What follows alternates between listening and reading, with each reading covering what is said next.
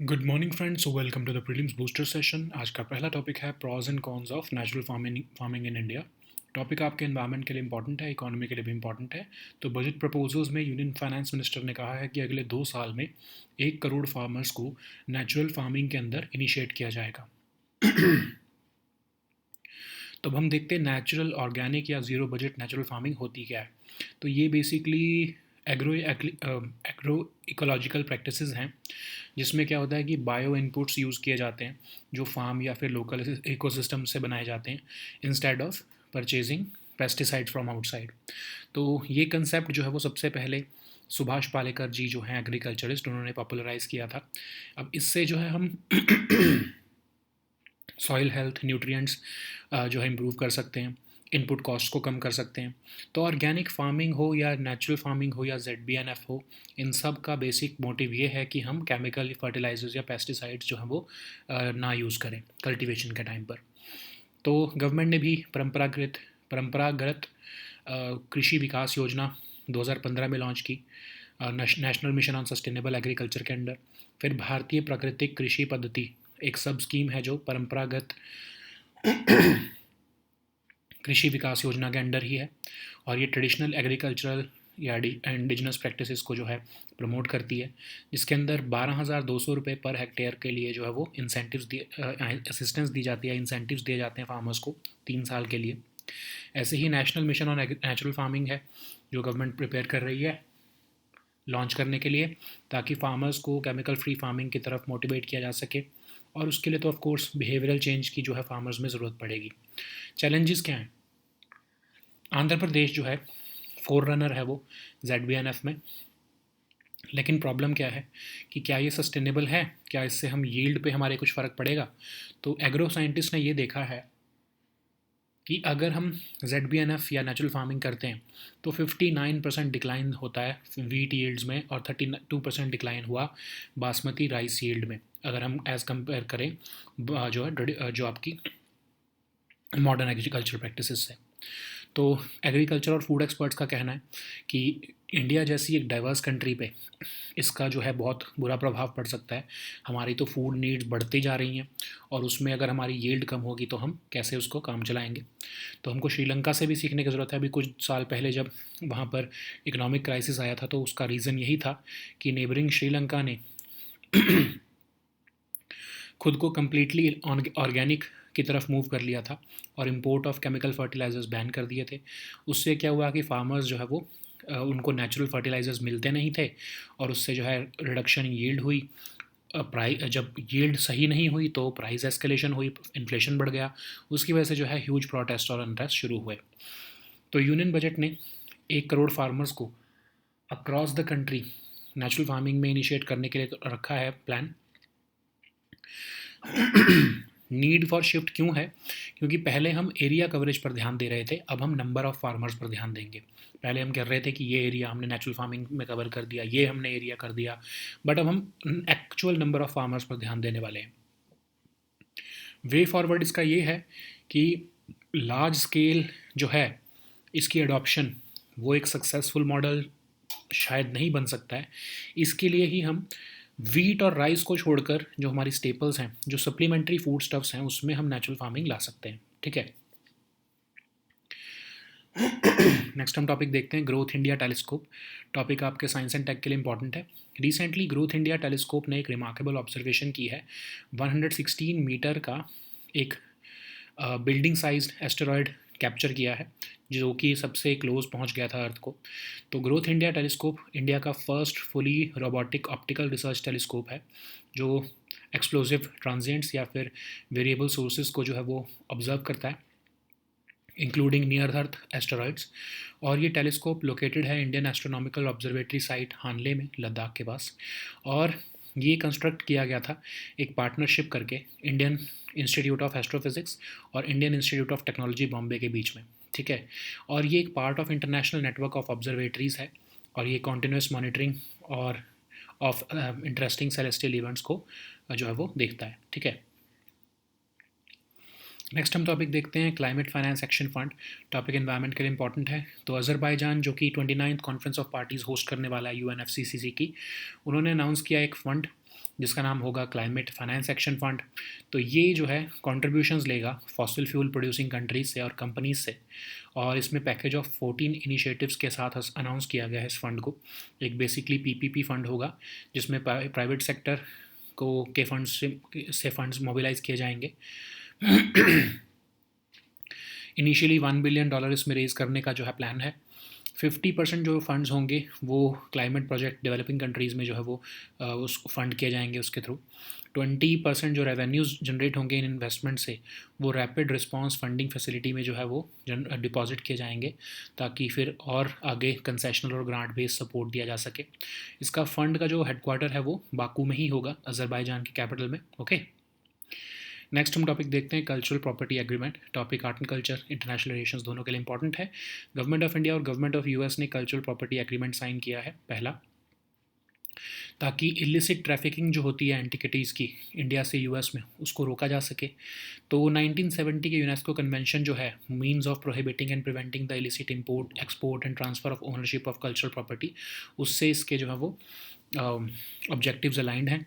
तो यूएस में कुछ आर्कियोलॉजिकल मटेरियल जो कि civic, religious, royal architectural material है, रिलीजियस मटेरियल है या सेरेमोनियल आइटम्स हैं, वो इंपोर्ट करने पर रोक लगाएगा ये। ठीक है, यूएस जो है वो इंडिया को रिटर्न करेगा कोई भी ऐसा ऑब्जेक्ट जो कि डेजिग्नेटेड लिस्ट में होगा। और इससे हमारे को फ़ायदा क्या है? क्विक सीजर हो सकेगा इंडियन एंटिक्विटीज़ का यूएस कस्टम्स और के डिपार्टमेंट पर, और उसको फिर वापस इंडिया में आसानी से भेजा जा सकेगा। नेक्स्ट हम टॉपिक देखते हैं ई उपहार पोर्टल। टॉपिक आपके गवर्नेंस के लिए इंपॉर्टेंट है। तो राष्ट्रपति भवन जो है वो ऑक्शन करेगा कुछ सिलेक्टेड गिफ्ट आइटम्स जो कि प्रेसिडेंट को दिए गए थे या फिर फॉर्मर प्रेसिडेंट्स को दिए गए थे, एक ऑनलाइन पोर्टल कॉल्ड ई उपहार के थ्रू।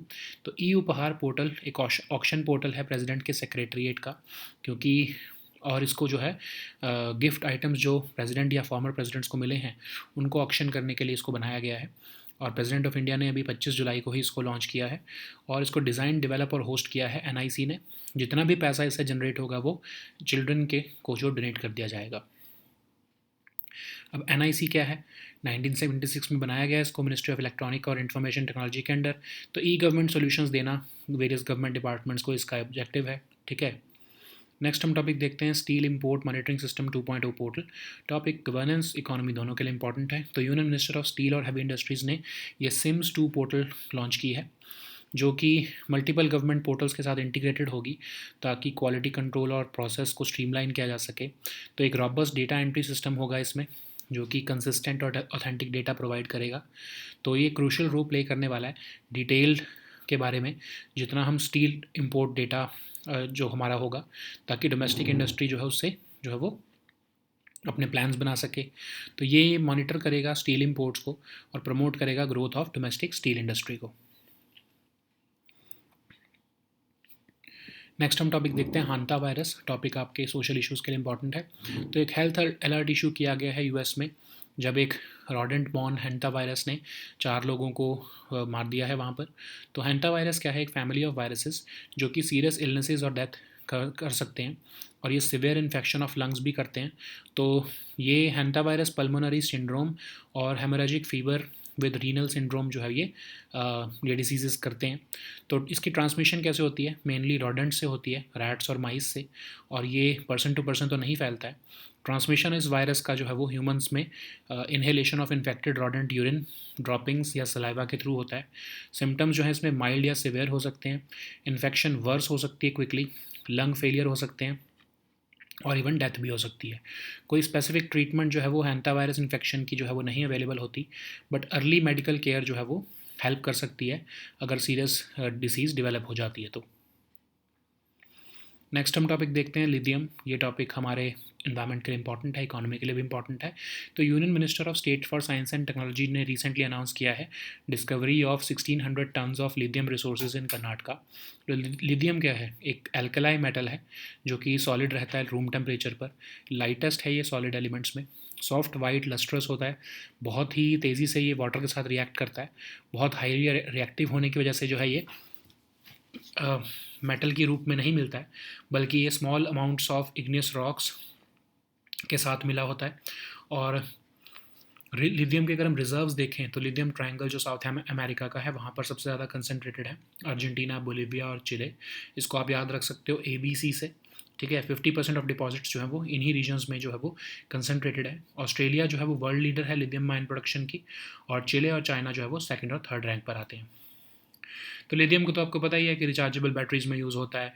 फिर यहाँ पर कुछ और भी आपको यूजेस दिए गए हैं जो कि आपके प्रीलिम्स एग्जाम में बहुत इंपॉर्टेंट हो सकते हैं, जैसे लिथियम ऑक्साइड, वो आपके ग्लास सेरामिक्स बनाने में आता है यूज़। लिथियम क्लोराइड आपके हाइग्रोस्कोपिक मटेरियल या फिर एयर कंडीशनिंग में यूज़ आता है। लिथियम हाइड्राइड जो है वो हाइड्रोजन को स्टोर करने के लिए यूज़ आता है। लिथियम कार्बोनेट जो है वो एक ड्रग है, ये ड्रग्स में यूज़ होता है डिप्रेशन को ट्रीट करने के लिए, ठीक है। नेक्स्ट हम टॉपिक देखते हैं Perseverance rover. Topic science and tech के लिए इंपॉर्टेंट है। तो नासा का परसिवरेंस रोवर जो है उसने एक डिस्कवरी की है जिससे एंशंट हिस्ट्री ऑफ मार्स हमें पता लग सकती है और possibility of past microbial life हमें पता लग सकती है। तो इसने जो है एक रॉक को आइडेंटिफाई किया है जिसका नाम है चयावा फॉल्स, जिसमें कि billions of years ago microbial life वहाँ पर होस्ट हो सकती है, ठीक है। तो एक इंस्ट्रूमेंट है शेरलॉक नाम से रोवर पर, उसने ऑर्गेनिक कंपाउंड्स भी चावा फॉल्स में डिटेक्ट किए हैं। तो ये कार्बन बेस्ड मॉलिक्यूल्स जो हैं ये वैसे तो बिल्डिंग ब्लॉक्स ऑफ लाइफ होते हैं, बट ये नॉन बायोलॉजिकल प्रोसेस से भी बन सकते हैं। तो इसीलिए भी इस पर कुछ हम कंक्लूसिव एविडेंस इसको हम नहीं मान सकते हैं। तो परसिवरेंस रोवर क्या है? एक सेमी ऑटोनोमस रोवर जो कि नासा के ऑनगोइंग मार्स 2020 मिशन का पार्ट है। तो ये एंशंट लाइफ डिटेक्ट करने गया है, samples of rock and regolith लेकर आएगा वापस, और ये अर्थ पर एक फ्यूचर डेट में वापस आएगा। साइज़ ऑफ अ कार जितना है ये, ठीक है। और इसमें जो इस बार प्रीलिम्स में क्वेश्चन भी आया था, multi mission radio isotope thermo electric generator MMRTG के बारे में। तो ये कैसे पावर हो रहा है परसिवरेंस रोवर? ये हीट जो जनरेट होती है radio active DK of plutonium से, उसको इलेक्ट्रिसिटी में कन्वर्ट करता है, ठीक है। नेक्स्ट हम टॉपिक देखते हैं यमुनोत्री धाम। ये टॉपिक एनवायरनमेंट के लिए इंपॉर्टेंट है। तो कुछ स्ट्रक्चर्स जो है यमुनोत्री धाम एरिया में वो डैमेज हुए थे क्योंकि वाटर लेवल जो है यमुना रिवर का वो बढ़ गया था हैवी रेन्स की वजह से। तो यमुनोत्री धाम पार्ट ऑफ 4 धाम है। गढ़वाल हिमालयाज ऑफ उत्तरकाशी उत्तराखंड में लोकेटेड है। माउंटेन से सराउंडेड है ऑल साइड्स, बहुत ही पास है ये इंडो चाइना बॉर्डर के। तो एक small mountain Hamlet Yamunotri temple जो इसके सेंटर में है, और ये यहीं से 4 धाम की यात्रा की जो है वो शुरुआत होती है, ठीक है। तो यमुना रिवर अगर हम देखें मेजर ट्रिब्यूटरी है ये गंगा रिवर की।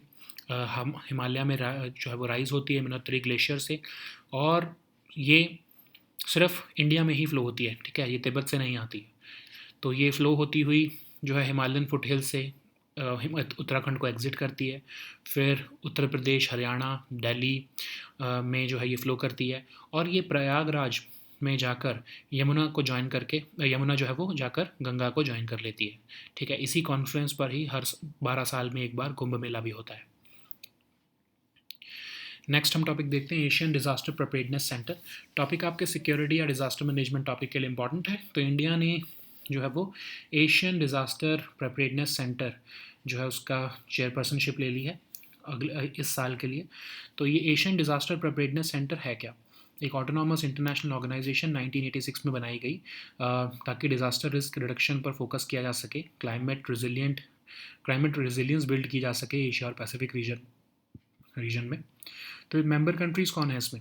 India, Bangladesh, Cambodia, China, Nepal, Pakistan, the Philippines, Sri Lanka और थाईलैंड, और बैंकॉक में इसका हेडक्वार्टर लोकेटेड है। नेक्स्ट हम टॉपिक देखते हैं टेल अमर हेरिटेज। ये टॉपिक आपके आर्ट एंड कल्चर के लिए इंपॉर्टेंट है। तो वर्ल्ड हेरिटेज कमेटी ने पैलेस्टीनियन साइट जो है टेल अमर, इसको UNESCO world heritage site list और list of world heritage in danger में इंक्लूड कर दिया है। तो ये टेल अमर हेरिटेज साइट जो है ये कोस्टल ड्यून्स जो है न्यूसिरत म्यूनिसिपैलिटी गाज़ा सिटी से साउथ में वहाँ पर लोकेटेड है।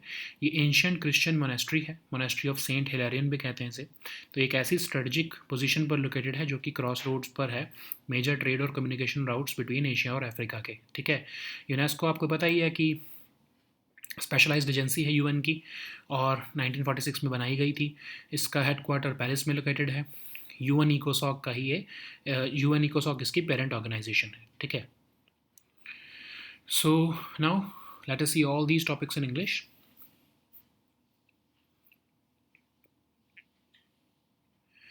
So the first topic is pros and cons of natural farming in India. This topic is important for your environment section. So, in the budget proposal, the Union Finance Minister has proposed that in the next 2 years, 1 crore farmers across the country will be initiated into natural farming, supported by a certification and branding. So, what is natural, organic, and zero budget natural farming? So, these come under the agroecological practices, and in natural farming the focus is on the use of bio inputs prepared from farm and local ecosystems instead of purchasing those from outside. So what is so this ZBNF, this is one of the many methods of natural farming which has been popularized by agriculturist Subhash Palekar. So the aim of these approaches is to improve soil health, nutrients, and reduce input costs. So organic farming is also the same in the context that the thrust of these organic and natural farming is absence of application of chemical fertilizers or pesticides during cultivation. To promote natural farming in India, the government launched Paramparagat Krishi Vikas Yojana in 2015 as part of the National Mission on Sustainable Agriculture. And similarly, the Bharatiya Prakritik Krishi Paddhati was also launched as a sub-scheme of Paramparagat Krishi Vikas Yojana to promote traditional indigenous practices. Under the scheme, financial assistance of 12,200 rupees per hectare for 3 years is provided for cluster formation. So the focus was on area-based development. So similarly, the government is now planning to launch the mission of national mission on natural farming so that farmers can adopt chemical free farming, but this would of course require a behavioral change amongst farmers. But there are certain challenges and concerns, like we have seen that Andhra Pradesh is the forerunner in adopting the ZBNF, but there are concerns regarding the sustainability and yield, that is productivity. So findings of the agro scientists have confirmed that almost 59% decline in wheat yields and 32% decline in basmati rice yield was observed uh, with this natural farming. So there are reservations surrounding a large scale transition from chemical farming to natural farming in a country like India, which is having the expansion of its food needs. So we can also learn lessons from Sri Lanka, which went through economic and political turmoil recently after it decided to completely turn organic. There were severe consequences because farmers were struggling to get natural fertilizers, so they also faced reduction in productivity, and therefore there was sharp price rise or inflation of food prices. So that's why it resulted in huge protests and unrest. So union budget has proposed that in the next 2 years 1 crore farmers across the country will be initiated into natural farming, and the need for shift is because until now we were focusing on area coverage instead of number of farmers, but now we will be shifting this approach to covering the farmers. But the way forward is that we need to adopt such uh, methods after careful consideration, and we can only uh, explore the options of natural farming in growing supplementary foodstuffs instead of growing the staples like wheat and rice. So the next topic is Growth India Telescope. This topic is important for your science and tech section. So recently, Growth India Telescope made a remarkable observation, capturing a 116-meter building-sized asteroid because as it made the closest approach to Earth. So Growth India Telescope is India's first fully robotic optical research telescope with an objective to observe explosive transits and variable sources, including the near Earth asteroids. So this telescope is located at the Indian Astronomical Observatory site at Hanle, Ladakh, and it was constructed through a partnership between Indian Institute of Astrophysics and the Indian Institute of Technology, Bombay. So it is part of the international network of observatories, and it aims to provide continuous monitoring of interesting celestial events. So the next topic is Climate Finance Action Fund. This topic is important for your environment section. So Azerbaijan, which will be hosting the 29th COP of UNFCCC, has announced a new fund called the Finance Action Fund, which will be capitalizing with contributions from fossil fuel producing countries and companies. And it was launched with a package of 14 other initiatives under the framework of COP29, and this will be a catalytic public-private partnership fund which will mobilize the private sector and de-risk investments, and It will contain special facilities with concessional and grant-based support, and in the initial funding, fundraising round, $1 billion will be raised. 50% of that funding will be directed towards climate projects in developing countries, and 20% of the revenues which will be generated from investments of this fund will be deposited in a rapid response funding facility, which will provide highly concessional and grants based support. So, this fund will be headquartered in Baku, that is in Azerbaijan.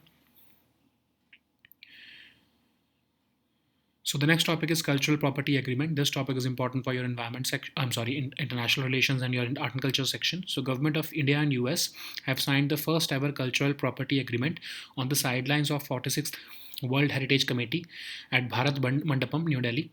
So the cultural property agreement aims to prevent and curb the illicit trafficking of antiquities from India to the US. It is aligned with the 1970 UNESCO Convention on the means of prohibiting and preventing the illicit import, export, and transfer of ownership of cultural property. It restricts the importation of the US into the US of certain archaeological material which are of civic, religious, and royal architectural material, or religious material, or ceremonial items. So the US will offer to return to India any such object on the designated list, and this will be helpful for us in quick seizure of Indian antiquities at the US customs and their repatriation back to India. So the next topic is e-Upahar portal. This topic is important for your governance section. So Rashtrapati Bhavan will auction selected gift items presented to the president and former presidents on various occasions through an online portal called e-Upahar.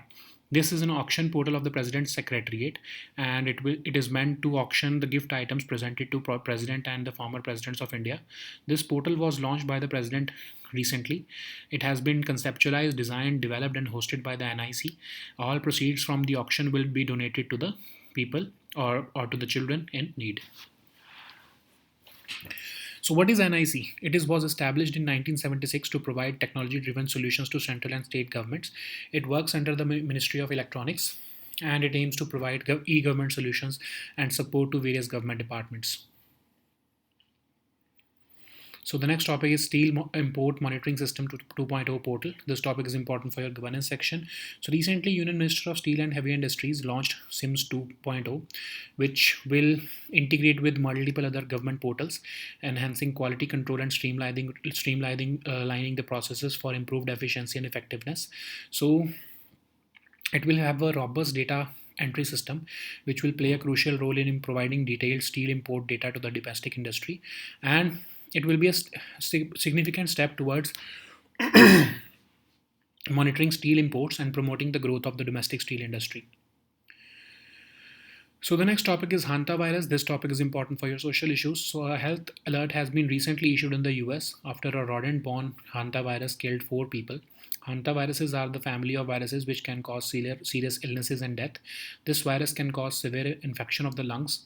It causes disease like hantavirus pulmonary syndrome and hemorrhagic fever with renal syndrome.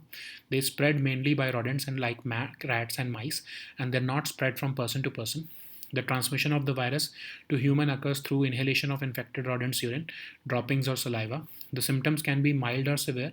The infection gets worse quickly. The lung failure can occur and may lead to death.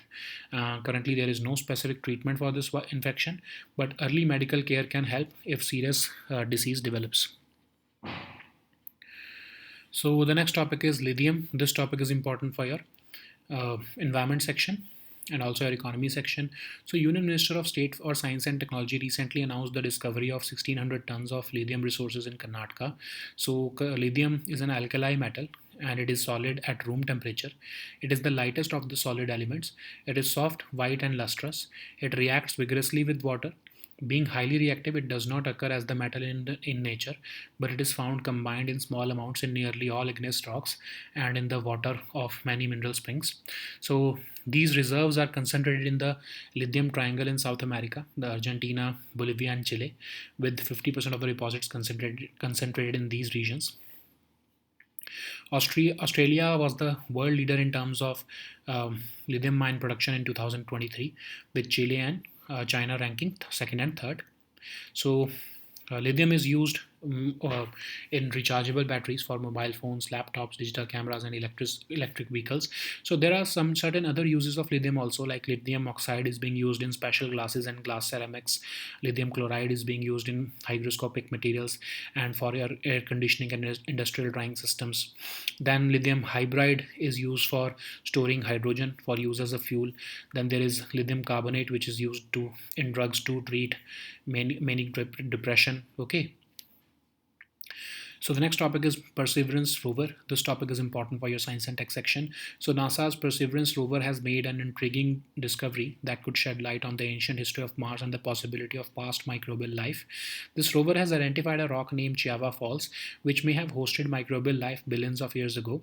So this Chiava Falls is an arrowhead-shaped rock which was found in the northern edge of Neretva Valleys, and the rover's Sherlock, which is an instrument, it detected organic compounds in these Java falls. These carbon-based molecules are generally considered the building blocks of life, but they can also be formed by the non-biological processes. That's why we cannot have a definitive argument that Mars had hosted microbial life. So what is Perseverance rover? It is a semi-autonomous rover. It is part of NASA's ongoing Mars 2020 mission. It is aimed to seek signs of an ancient life and collect samples of rock and regolith, and it will be returned to Earth at a future date. It is just about the size of a car. And how it is being powered? So this was a question which was asked in UPSC prelims this year about the MMRTG. So it converts heat from the radioactive decay of plutonium into electricity. Okay. So the next topic is Yamunotri Dham. This topic is important for your environment section. So several structures in the Yamunotri Dham were damaged after water levels of the Yamuna river surged due to heavy rains. Yamunotri Dham is part of the Char Dham, and it is located in the Garhwal Himalayas or in district Uttarkashi, Uttarakhand. It is surrounded by mountains on all sides, and it lies in the close proximity to the Indo-China border. So Yamunotri or Yamunotri Dham is a small mountain hamlet with Yamunotri temple at its center, and it is the commencing point of the Char Dham Yatra pilgrimage. So if we look at Yamuna River, it is the major tributary of the Ganga River. It rises in Himalaya in the Yamunotri Glacier. It flows only through India, and it flows from Uttarakhand to Uttar Pradesh, Delhi, Haryana, and once it reaches Prayagraj, it joins the Ganga River. So the next topic is Asian Disaster Preparedness Center. This topic is important for your security and your disaster management section. So India has recently taken over as the chair of Asian Disaster Preparedness Center for 2024-25 period. Asian Disaster Preparedness Center is an autonomous international organization established in 1986. It is meant for cooperation in and implementation of disaster risk reduction and building climate resilience in Asia and the Pacific region.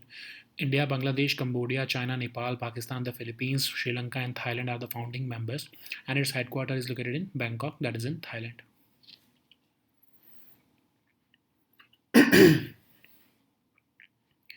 So the next topic is Tel Amr Heritage. This topic is important for your art and culture section and also your international relations. So World Heritage Committee has decided to include the Palestinian site of Tel Amr in the UNESCO World Heritage Site list and the Lost of the World Heritage in Danger.